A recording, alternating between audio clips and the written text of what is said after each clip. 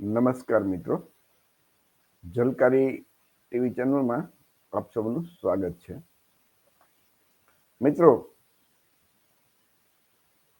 40,000 કે 42,000 કરોડની સંપત્તિ હોય જેની પાસે, અને પછી આમ છતાં એ ભિક્ષુ બની જાય.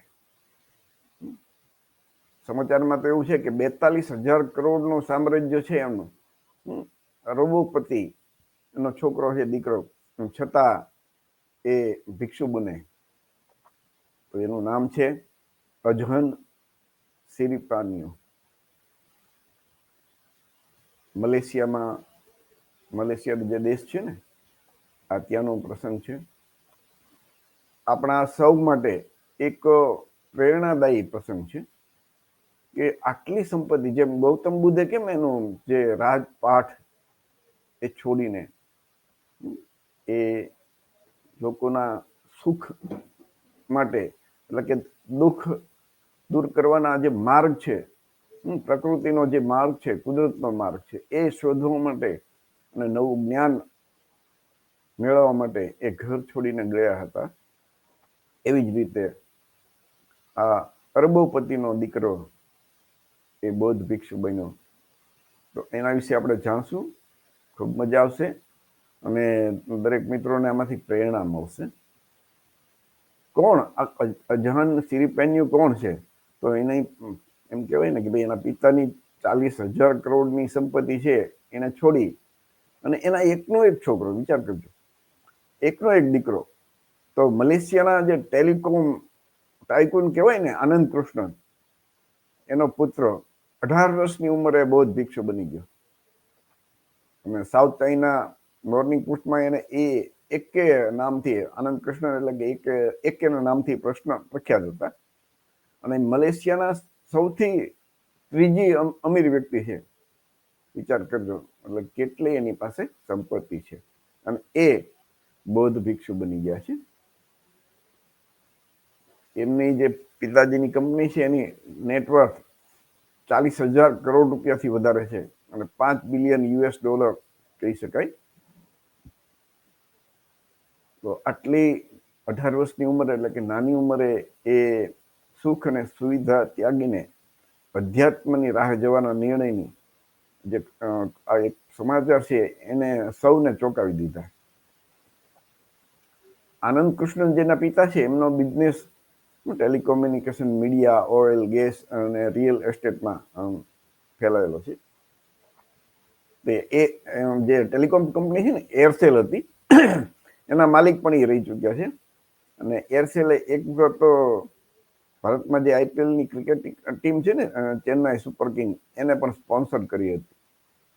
એનો મતલબ કે આ જે ભિક્ષુ બન્યા છે વેનરેલ અજહન સિરીપાન્યો, એ આડકતરી રીતે એમ કહેવાય કે ભૂતકાળમાં એ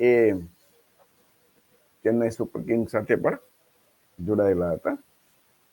આ એમના માતા છે, જે વેનર ભિક્ષુ છે, અજહન સિરીપાન્યો. એના પિતા એક બિઝનેસમેન છે, જ્યારે એની માં છે ને, એમના માતા, એ થાઈલેન્ડના શાહી પરિવાર સાથે એમનો સંબંધ છે. વિચાર કરજો,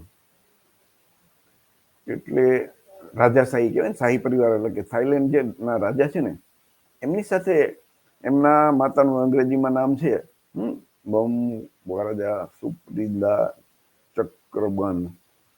એ તો આપણે બોલવું પણ મુશ્કેલ છે, અંગ્રેજીમાં એનું નામ છે લખેલું. ગુજરાતીમાં આવા નામ આપણે બોલતા ન હોય એટલે આપણને થોડીક મુશ્કેલી પડે, પણ આ એમના માતાજી. તો ધન્ય છે એ માતા કે જેમને આવા એક પુત્રને જન્મ આપ્યો, કે આટલું સુખ અને સંપત્તિ છોડીને પણ એ ગૌતમ બુદ્ધે બતાવેલા માનવતા, સમાનતા અને દરેક જીવ પ્રત્યે દયા, પ્રેમ અને કરુણાના રસ્તે એ ચાલ્યા એમના દીકરા. કોલમપુરના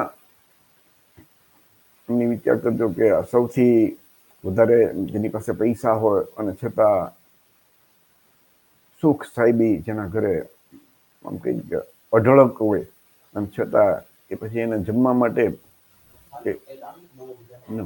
ચારિકા કરવી પડે, અને બૌદ્ધ ભિક્ષુ બની અને એ કેમ કે ભિક્ષાટન કરીને ખાવું પડે, જે મળે એ ખાઈ લેવાનું હોય. ભિક્ષાટનમાં એવું નહીં કે અમારે આ ખાવું છે, એમને જે મળે ને એ જ ખાવાનું હોય છે. મિત્ર, વિચાર કરજો, આ કેટલું કઠિન નિર્ણય, અને છતાં તમે જોઈને તો એના મુખ ઉપર હંમેશા પ્રસન્નતા અને આનંદ જ જોવા મળશે.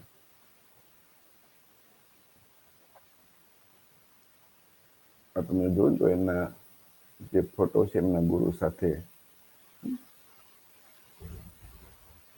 તો ભંતે ભિક્ષુ જે અજાન સિરીપાનીઓ છે ને એ ડેમ મઠના મઠાધિપતિ છે, અને 18 વર્ષની ઉંમરે વેન અજાન સિરીપાનીઓ થાઈલેન્ડ ગયા, અને આને એકાંત માટે એને દીક્ષા લેવાનું નક્કી કર્યું.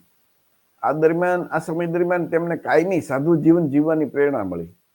બૌદ્ધ ધર્મની અંદર શું છે, શરૂઆતમાં પેલા એ શ્રામણેર બને, અને પછી એમને કાયમ બૌદ્ધ ભિક્ષુ બનવું હોય તો કાયમ માટે તો એ ઉપસંપદા લે અને એ ભિક્ષુ બને.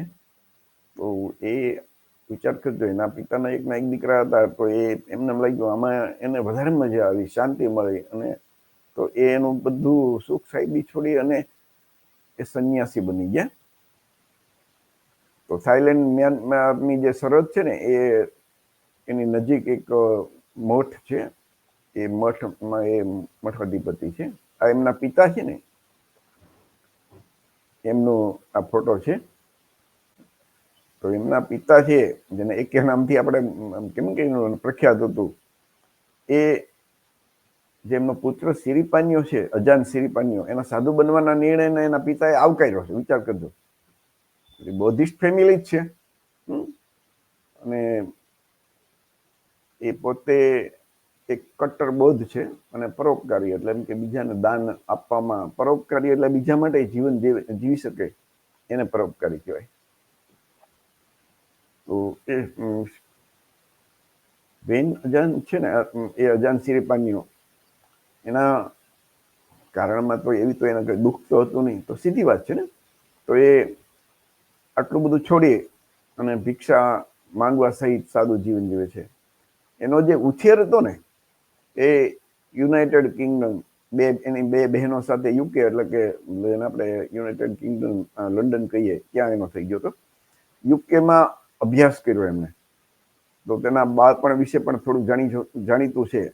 પરંતુ તે જાણીતું છે કે સિરીપાનીઓ લંડનમાં ઉછર્યા હતા અને યુકેમાં અભ્યાસ કર્યો હતો.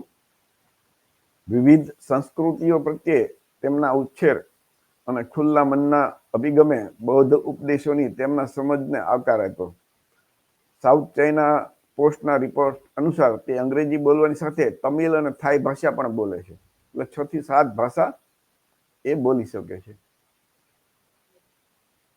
હાલમાં તે સાધુ તરીકે જીવન જીવે છે, પરંતુ સિરીપાનીઓ ક્યારેક જરૂર પડે ને, તો તેની જે જૂની જીવનશૈલી છે એમાં પણ પાછા ફરે. એટલે કે તેમના પિતાની મુલાકાત લેવા માટે તે સમય કાઢે છે, અને કેટલીક વાર વૈભવી પ્રવાસો કરી લે છે. કારણ કે એ પોતે બૌદ્ધ ધર્મની અંદર એક સિદ્ધાંત છે કે પારિવારિક પ્રેમ છે ને એને ભૂલી નથી જવાનો. એને મળી શકાય માતા પિતાને એને, અને એ માતા પ્રત્યે જેમ એક દુનિયાના દરેક જીવ પ્રત્યે પ્રેમ અને કરુણા હોય, તો સ્વાભાવિક છે કે પોતાના માતા પિતા પ્રત્યે તો પ્રેમ અને કરુણા હોય જ ને. તથાગત ગૌતમ બુદ્ધ પણ તમે જોયું તો એમના માતા પ્રજાપતિ, એમના પત્ની યશોધરા, પિતા શુદ્ધોધનને એ મળતા, અને એમને કોઈ એમની સાથે એ શાંતિથી વાત કરતા, અને એમને કઈ દુઃખ હોય તો એ દૂર કરવા માટેના રસ્તો બતાવતા અને એની સાથે વાત કરતા. એટલે એમ કે પોતે શુદ્ધોધન છે, એમના દીકરો એમ ભિક્ષુ બની ગયો તો એના મનમાં જરા કઈ દુઃખ ન રહે, એના માટે એ મળતા રહેતા હતા. ઉદાહરણ તરીકે ઇટાલીમાં જવા માટે એક વખત એમને ખાનગી જેટ પોતે લઈને ખાનગી જેટમાં ગયા હતા. વિચાર કરજો. તો રૂપિયા એવું નથી એમ કે ભાઈ પરંતુ એનું જીવન તમે જુઓ. આ ખરેખર પ્રેરણાદાયક લેવા જાવ એક પ્રસંગ કે ઘટના કહેવાય. બીજા ધર્મની અંદર તમે જુઓ ને તો સત્તા, સંપત્તિ, મઠ, મઠાધિપતિ, ગાદીપતિ બનવા માટે કેવી દગાખોરી કરતા જોવા મળે છે. લંપટગીરી જોવા મળે છે. એકબીજાના ખૂન કરી નાખે, મારામારી કરે, કરોડો રૂપિયાનો વહીવટ કરવા માટે. હમણાં તો તમે ગુજરાતમાં તમને કેટલી વખત એવું જોવા મળ્યું છે. પેલા સરખેજમાં આપણે જોયું ને કે ભારતીય આશ્રમમાં, જુનાગઢમાં આપણે અત્યારે જોઈએ ચાલુ જ છે આ બધા ખેલ. તો એ ખરેખર સાધુ તો કોને કહેવાય કે જેને સત્તા અને સંપત્તિથી દૂર રહે એ સાધુ કહેવાય. અને બૌદ્ધ ધર્મની અંદર તો જે આપણે જે આમ ઉપાસકો છીએ ને સામાન્ય આપણે માણસો, આપણા માટે 5 શીલ છે, પણ બૌદ્ધ ધર્મમાં જે સાધુઓ હોય ને ભિક્ષુઓ, એના માટે તો ઘણા બધા શીલ છે. અને એમાંનું એક શીલ છે કે સત્તા અને સંપત્તિથી દૂર રહેવું. તો બાકીના અમુક ધર્મોની અંદર તમે જો ને તો સત્તા અને સંપત્તિ માટે તો કેવી લડાઈ કરતા હોય છે. આપણે જોઈએ છે ને, વ્યભિચારી હોય છે કેટલા જોવા મળે છે.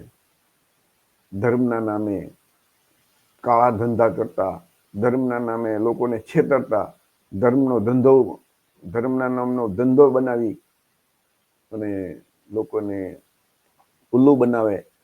ધર્મના નામે ભગવા કપડાં પહેરી સાધુ સંતો બની અને કેમ છેતરવા, આમ કરો તો આમ થાય, ને અહીંયા એટલું રૂપિયા દાન આપો તો એટલું થાય. એમના ભગવાનોને પણ જે પૈસાદાર હોય વધારે દાન આપે તો એને મોટા દર્શન, તો ભગવાને પણ કેવા પાછા એમના. તો આ બધું ખરેખર ઈશ્વર દુનિયામાં હોય ને તો કોઈ ઈશ્વર એવો હોય જ નહીં. સીધી વાત છે કે એ વધારે રૂપિયા આપે, એને દર્શન આપે ને એને વધારે આશીર્વાદ આપે. ઈશ્વર માટે તો દુનિયા જો હોય, હજી સુધી દુનિયામાં ક્યાંય ઈશ્વરની સાબિતી નથી મળી આખી દુનિયામાં. આપણે વિજ્ઞાન જેવું જ છે આપણું કામકાજ, બૌદ્ધ લોકોનું અને આંબેડકરવાદીનું, કે વિજ્ઞાનની અંદર એક કોઈ વસ્તુની ના નથી પાડવામાં આવતી, પરંતુ જ્યાં સુધી તેની સાબિતી ન મળે, તેના આધારભૂત પુરાવા ન મળે, ત્યાં સુધી માનવા નહીં પણ નહીં. એટલે કોઈ એમ કે ઈશ્વર છે કે નથી એવું આપણને પૂછે તો આપણે શું જવાબ દેવો? તો આપણે એક જ જવાબ દેવાનો છે કે હજી સુધી ક્યાંય પુરાવો નથી મળ્યો. પણ માનો કે કાલ સવારે આજે તમે આપો કે ભવિષ્યમાં તમે પુરાવા આપશો તો 100% માનવામાં આવશે. પણ જ્યાં સુધી કોઈ પુરાવો જ નથી મળ્યો અને વર્ષોથી એક અંધ વ્યક્તિ બીજા અંધ વ્યક્તિને કે ભાઈ મેં આમ જોયું હતું, આમ છે, એવી રીતે વર્ષોથી એકની એક વાત સાંભળેલી વાતો જ કર્યા કરી, એમ નહીં. પુરાવો મળશે તો આપણે માનશું. વિજ્ઞાન હંમેશા એમ કહે છે, વિજ્ઞાન ના નહીં પાડે. વિજ્ઞાન એમ કે તમે પુરાવા આપો, માનીએ. અને એ જ તર્ક કહેવાય ને, એ તર્કશીલ કહેવાય, એની નામનું વિવેક બુદ્ધિ કહેવાય. તો આ બૌદ્ધ ભંતે બન્યા, ભિક્ષુ બન્યા, આ એમનો એક ફોટો છે 2023માં. જે ખ્યાલ હોય તો બૌદ્ધ ધર્મની અંદર તમને વર્ષાવાસ જ્યારે અષાઢી બીજ હોય ને ત્યારથી, અષાઢી પૂનમના દિવસથી, મને એમ છે કે અષાઢ મહિનામાં એ વર્ષાવાસ શરૂ થઈ જાય અને ભિક્ષુઓ એક જગ્યાએ સ્થિર થઈને એક કોઈ પણ વિહાર હોય ત્યાં રહે અને લોકોને દેશના આપે, ધ્યાન સાધના કરે.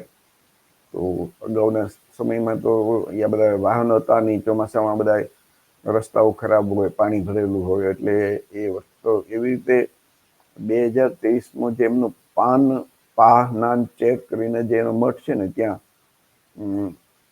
2023માં વર્ષાવાસ સમયે સન્માન આપતા વેનરેબલ અજહાન સિરીપાણીનો એમનો ફોટો તમને જોવા મળે.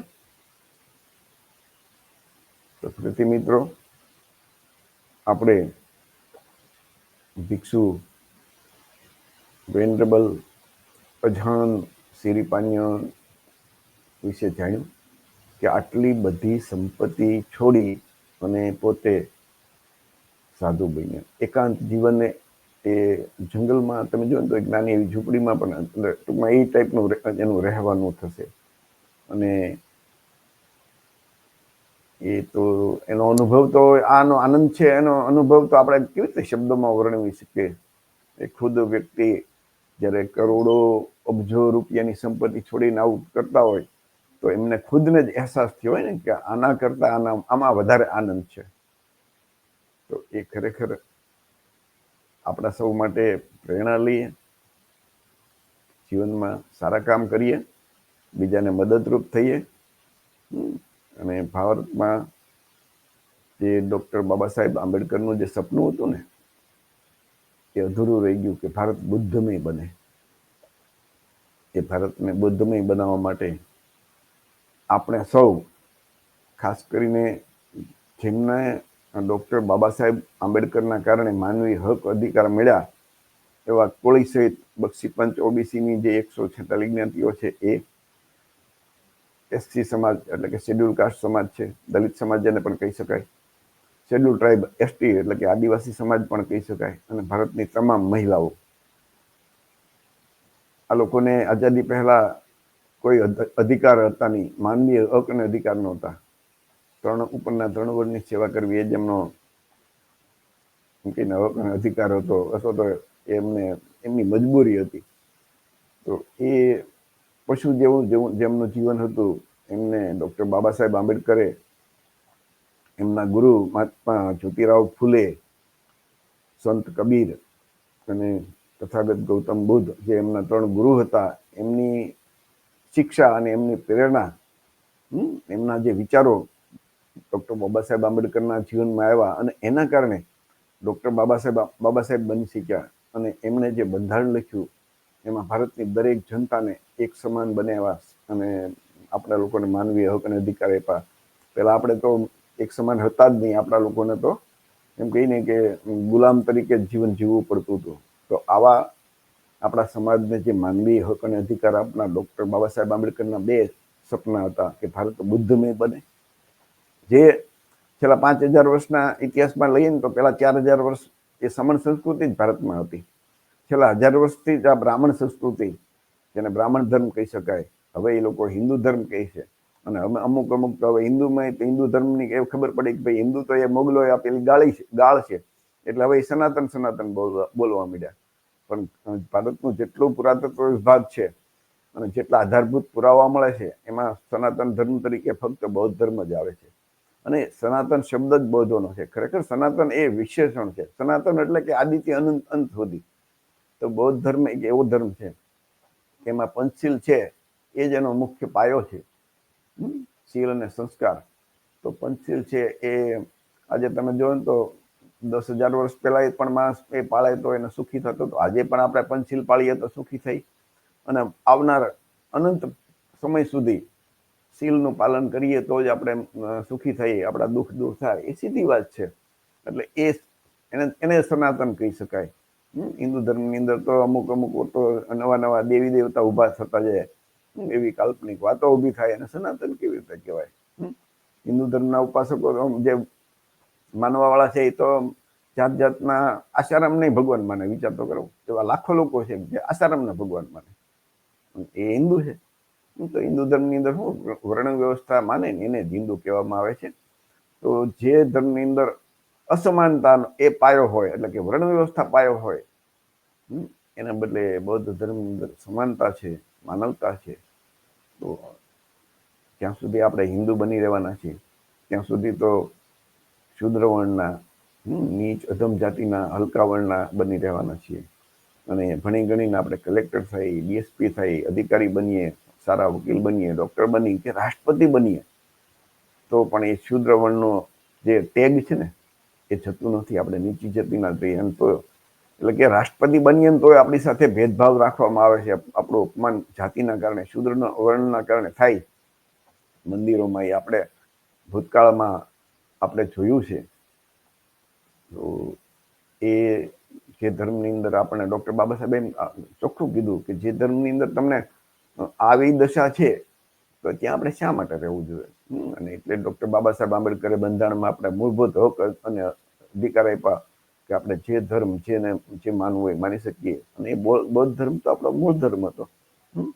1000 વર્ષ પહેલા આપણા બાપ દાદા બૌદ્ધિસ્ટ જ હતા, 100% બૌદ્ધિસ્ટ હતા. તો એ આપણો જે મૂળ ધર્મ છે બૌદ્ધ ધર્મ, બુદ્ધ અને આપણા શાસક હતા આપણા 1000 વર્ષ પહેલા, આપણા પૂર્વજો. તો ફરીથી જે ડૉક્ટર બાબા સાહેબ આંબેડકરનું સપનું છે ને કે આપણે જે ભારતની એસસી એસટી ઓબીસી આપણે લોકો 85% જ આપણી જેવી વસ્તી અને મત છે, તો આપણે ફરીથી દેશના શાસક બનીએ. કેમ કે લોકશાહીમાં રાજા ન બને, લોકશાહીમાં તો ચૂંટણી દ્વારા રાજા બને, તો આપણે એમાં શાસક બનવું પડે, આપણી સરકાર બનાવવી પડે. અને એમાં આપણે એસસી એસટી ઓબીસી વચ્ચે બધી ભાઈચારો અને એકતા લાવીએ. અને ભાઈચારો ને એકતા કેવી રીતે આવશે? તો બૌદ્ધ ધર્મથી આવશે. કેમ કે બૌદ્ધ ધર્મની અંદર જાતિવાદ નથી, જાતિ નથી, વર્ણ વ્યવસ્થા નથી. તો સીધી વાત છે કે આપણે બધા એકબીજાને પ્રેમ ભાવથી જોઈશું, ભાઈચારો બનશે. હિન્દુ ધર્મની અંદર તો પાયો જ જાતિવાદ છે. ત્યારે જે લોકો એક ઊંચો ને એક નીચી જાતિનો એના વચ્ચે ભાઈચારો થવાનો જ નથી ક્યારેય. એ તો શોષણની વ્યવસ્થા છે આખી. તો બૌદ્ધ ધર્મ દ્વારા આપણે એસસી એસટી ઓબીસીમાં ભાઈચારો લાવીએ, એકતા લાવીએ, આખું ભારતને બૌદ્ધમય બનાવીએ. અને એક વખત ભાઈચારો એકતા થશે તો ઓટોમેટિક આપણું શાસન આવશે. અત્યારે જે ભારત દેશનું તમામ જગ્યાએ સંસ્થાઓમાં જે બ્રાહ્મણવાદીઓ મનુવાદીઓએ કબજો કરી લીધો છે, આપણી આટલી બધી વસ્તી હોવા છતાં, તો એના માટે જવાબદાર આપણે લોકો છીએ કે જે ડૉક્ટર બાબા સાહેબ આંબેડકરે આપણને જે મતનો અધિકાર આપ્યો ને, આપણે એનો યોગ્ય ઉપયોગ નથી કરી શકતા. અને ખુદ શાસક બનવાને બદલે મનુવાદીઓ બ્રાહ્મણવાદીઓની પાર્ટીઓમાં સેવા ચાકરી દલાલી કરી અને એમને સત્તાઓ આપીએ અને પછી એમની પાસે 5 વર્ષ ભીખ માંગીએ. આપણું ભવિષ્ય નક્કી કરવા માટે આપણે એવા લોકોને સત્તાઓ સોંપી દઈએ જે લોકોએ આપણને આપણું કાયમ શોષણ કર્યું છે. તો એ તો આપણી મૂર્ખામી કહેવાય ને. તો બાબા સાહેબ આંબેડકરે જે આપણને હક અને અધિકાર આપ્યો ને, જે મત આપવાનો, એનો યોગ્ય ઉપયોગ કરીએ અને બધા નિર્ણય કરીએ, નિશ્ચય કરીએ, સંકલ્પ લઈએ કે આપણો મત હંમેશા જે પક્ષના સ્થાપક, હાઈકમાન્ડ, માલિક આપણા કોળી સહિત ઓબીસી હોય, એસસી હોય, એસટી હોય, એને જ આપણે સમર્થન આપવાનું. 1 રૂપિયાનો ખર્ચ નથી કરવાનો ક્યાંય. તો ઓટોમેટિક ભારતની અંદર શાસક પક્ષ છે ને, એ આપણા લોકો હશે અને વિપક્ષમાં આપણા લોકો હશે. કેમ કે આપણી વસ્તી અને મત 85% છે. અને આટલા બધા જેમની પાસે મત હોય અને લોકશાહી વ્યવસ્થા હોય, છતાં એ લોકો શાસક ન હોય, તો એ સમજવું કે આપણા લોકો જ આપણે જ મૂર્ખ છીએ. અને એ આપણે મૂર્ખ છીએ એ ટેગ દૂર કરવો હોય તો નક્કી કરવું પડશે કે બ્રાહ્મણવાણિયાની પાર્ટીને ક્યારેય મત નહીં આપવાનો. આપણી પાર્ટીને મત આપીએ. અને જે આપણો મૂળ ધર્મ છે, બૌદ્ધ ધર્મ, એમાં કોઈ ટીલા ટપકા નથી, જન્મથી મરણ સુધીના કર્મકાંડ નથી, પુનર્જન્મ નથી, ગયો જન્મ નથી, કોઈ શ્રાપ નથી, કોઈ આશીર્વાદ નથી. એ જે માનવતા, સમાનતા, દરેક જીવ પ્રત્યે દયા, પ્રેમ અને કરુણા, શીલ અને સંસ્કારનું પાલન, એનું નામ બૌદ્ધ ધર્મ. અને બૌદ્ધ ધર્મનું પાલન કરવાથી, એ રસ્તા ઉપર ચાલવાથી આપણા જીવનના દરેક દુઃખ દૂર કરવાનો માર્ગ આપણને મળશે. તો ફરીથી આજે ભિક્ષુ બન્યા 40-42 હજાર કરોડના સંપત્તિના વારસદાર, એનો એકનો એક દીકરો ભંતે વેનરેબલ અજાન સિરીપાન્યુ એમના જીવનમાંથી પ્રેરણા લઈ અને આપણે પણ આપણા જીવનમાં જે કાંઈ ડૉક્ટર બાબા સાહેબ આંબેડકરના અધૂરા કામ પૂરો કરવાના છે, એના માટે પે બેક ટુ સોસાયટી, કે બાબા સાહેબના કારણે આપણે આગળ વધ્યા છીએ. આપણને સારા કપડાં પહેરવા મળ્યા છે, સારી નોકરી કે સારો ધંધો કરવા મળ્યા છે, તો આપણી આવકમાંથી અમુક ટકા ખાસ એ દાન આપીએ અને આવા જે કામ કરતી સંસ્થાઓ છે, આપણા જે લોકો છે, એમને સહયોગ આપીએ. એ આપણી જે રાજકીય પાર્ટી છે એમને સહયોગ આપીએ. અને ભારત દેશની અંદર આપણે શાસક બનીએ અને ભારત દેશને બૌદ્ધમય બનાવી દઈએ. તો આ કાર્યક્રમ આપણે અહીંયા પૂરો કરીએ છીએ. જય ભીમ, નમો બુદ્ધાય, જય સંવિધાન.